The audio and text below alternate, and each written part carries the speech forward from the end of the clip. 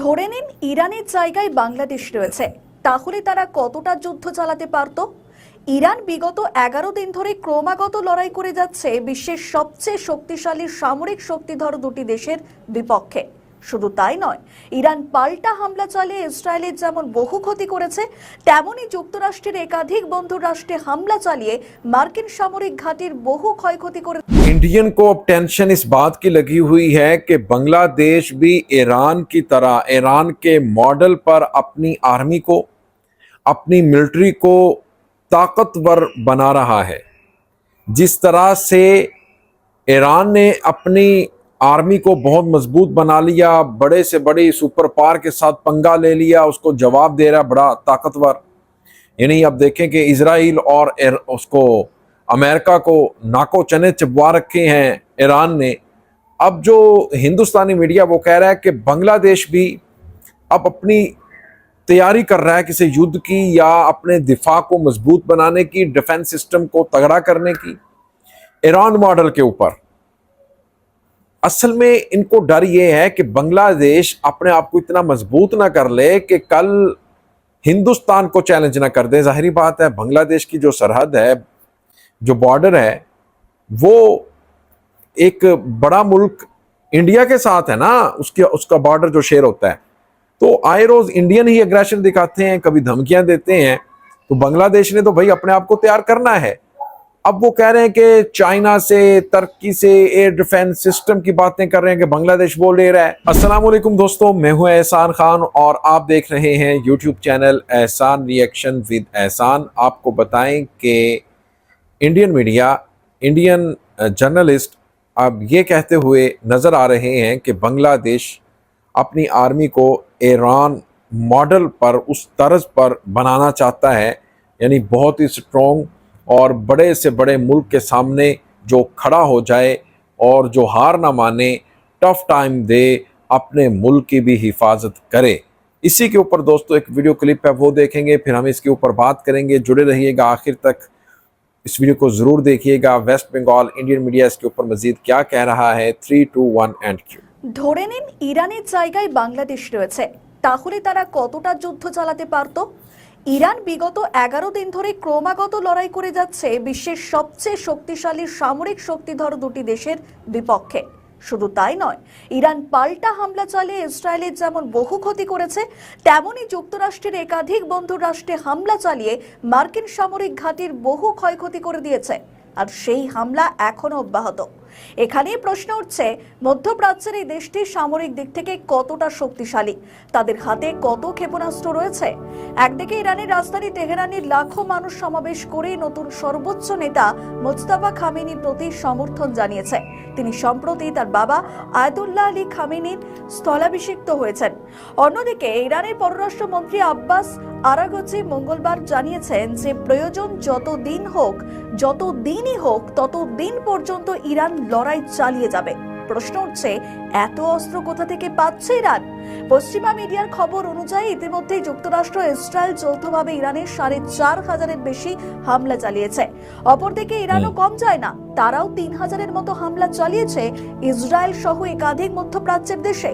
ইরানি সরকারি সংবাদ সংস্থা অবশ্য দাবি করেছে, এখনো পর্যন্ত ইরানি সেনা 571টি ক্ষেপণাস্ত্র নিক্ষেপ করেছে আর 1,391টি ড্রোন হামলা চালিয়েছে। তবে পশ্চিমা দেশগুলির সংবাদ মাধ্যম দাবি করছে, ইরান প্রথম দিন থেকে যে হারে শয়ে শয়ে ক্ষেপণাস্ত্র ছুড়ছিল, তাতে তাদের অস্ত্র ভান্ডার কমে আসা স্বাভাবিক।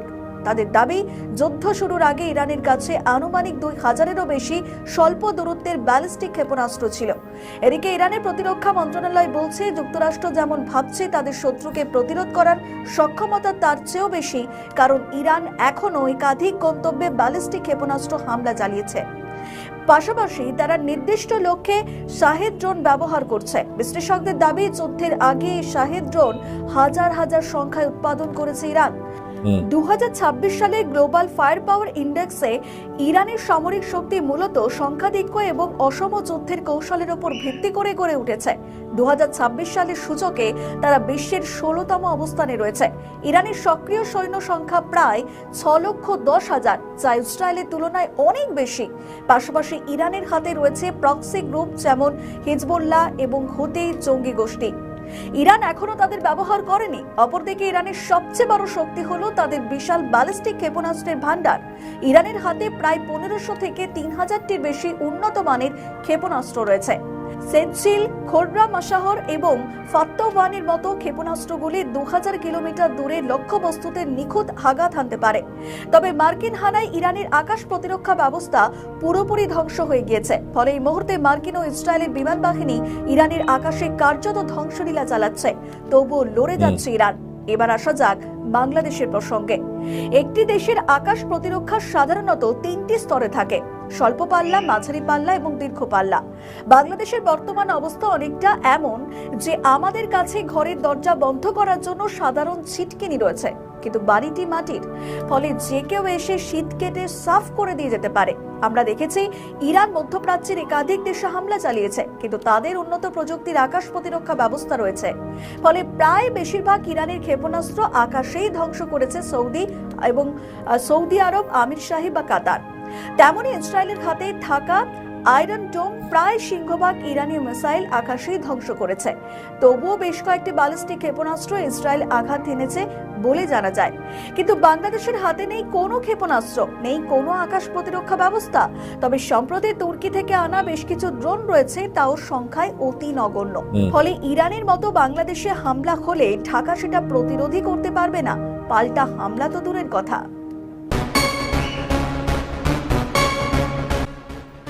ভারতের কিছু মানুষ চাইছে ভারত যুদ্ধ নিয়ে প্রতিক্রিয়া দিক এবং কোনো একটি পক্ষে অবস্থান স্পষ্ট করুক, যার অর্থ অন্য কোনো একটি দেশের শত্রুতা। तो दोस्तों, आपने ये वीडियो देखी है वेस्ट बंगाल मीडिया की, किस तरह से ईरान की जो पावर है उसके ऊपर बात कर रहे हैं कि कितनी मिलिट्री पावर है, उनके पास बैलिस्टिक मिसाइल कितने हैं, ड्रोन कितने हैं। और फिर जो बांग्लादेश है, अब देखें बांग्लादेश के पास उस लिहाज से बैलिस्टिक मिसाइल तो नहीं है, लेकिन बांग्लादेश इसके ऊपर अब काम शुरू कर रहा है। इससे पहले बांग्लादेश को डिफेंस के ऊपर काम नहीं करने दिया। किसने नहीं करने दिया? हिंदुस्तान ने नहीं करने दिया। शेख हसीना कठपुतली थी, एजेंट थी हिंदुस्तान की, और वो हिंदुस्तान रोक देता था शेख हसीना को कि भाई आपने अपनी आर्मी को, एयरफोर्स को, नौबानी को, नेवी को मजबूत नहीं होने देना। लेकिन अब बांग्लादेश जाहिर बात उसके ऊपर काम कर रहा है, अपने डिफेंस सिस्टम को बेहतर कर रहा है। अब एयर डिफेंस सिस्टम कहा जा रहा है वो भी इंपोर्ट कर रहा है। फिर अब कहा जा रहा है कि बांग्लादेश अपने इम्यूनेशंस और फिर J-10C यूरोफाइटर टाइफून, J-10C के अलावा फिर JF-17 फाइटर जेट, यानी वो अपनी आर्मी को, अपनी एयरफोर्स को और वार के रिलेटेड जो भी उसको इक्विपमेंट चाहिए वो भाई अब इकट्ठे कर रहा है। तो दोस्तों, आपका क्या कहना है इस वीडियो को लेकर के बताइएगा कमेंट सेक्शन में। मिलेंगे आपसे नेक्स्ट वीडियो में, तब तक के लिए अपना और अपने इस चैनल का बहुत ज़्यादा ख्याल रखिएगा। अल्लाह हाफिज़।